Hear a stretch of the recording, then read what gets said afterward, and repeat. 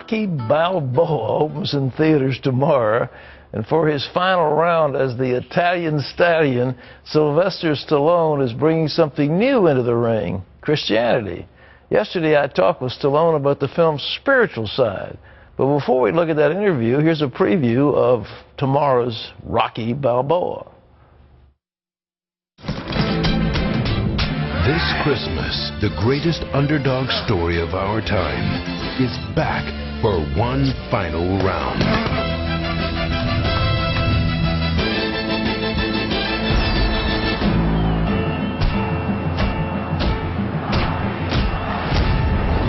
Rocky Balboa. It's over. You can tell it's over, Joe. It's over. Where's that from? The 80s? It's probably the 70s. Sylvester Stallone is the writer, director, and star of Rocky Balboa. He joins us now by satellite from New York. And, well, it's good to have you with us. Hey, that Rocky, first Rocky, was a classic. You guys shot that thing for about $450,000. It was a wonderful piece of work.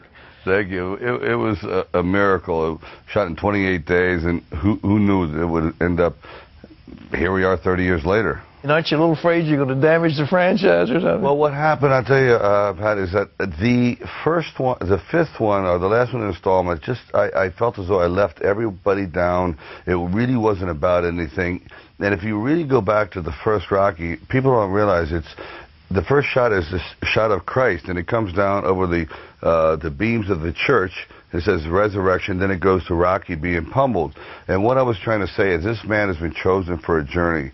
He's at the lowest strata of society, and we're watching him eventually find Christian ideals, that he finds love. He starts to bring people together, all these, what I would call society's outcasts, and they all come together for one unified family spirit, and that's how they triumph. Alone, they're not very, very strong. Together, they're invincible. Well, how about this last one? I mean, Rocky well, the last one. Yeah, go ahead. Well, the last one exactly is now, after he has all this family core values, his wife has died. So now the rug has been pulled out from under him. He's at his lowest depths. He goes, how can this be? And it's about pulling yourself up from the doldrums of society and of depression and clawing your way back up, finding the light, finding the spirit, moving on. He surrounds himself with old friends, even ex-fighters that read scripture, and then when he goes into the ring, he goes in with a sense of kind of like he's doing God's work. He really is on a mission. Well, you know, the average viewer is going to say, you know, boxing, you're slamming somebody, you know. What happened with that Russian, you know? You were giving him everything you possibly could. How is that Christian? Well, because, you know, there is one thing about speaking the word, but eventually you do need the crusader. Someone who goes out there and has to defend it and face evil one-on-one. And that's pretty much what Rocky is. And the entire Rocky series has never been about staunch reality like Raging Bull or other boxing films. It's more of a metaphor about life. And then in the end of Rocky, this last one, Rocky Balboa, he basically has come full circle, and he just, at the very end, just disappears, and the entire journey is over. Well, as far as the journey, I understand you personally have had an extraordinary spiritual reawakening. You want to tell us about it? Well, it is. You know, there was a time in there where I was very strict Catholic, and then when I got to Hollywood, and all of a sudden you're given the key to the candy stores, and temptation abounds, and I started to believe my own publicity. And no question, I admit it. I just lost my way. But every time I came back to Rocky, I was given a new shot in the arm, a new reawakening, and then I would abuse it again. And finally, it led to about 12 years of I just was spiraling down, and finally I said, I got to stop. I have to get back to basics.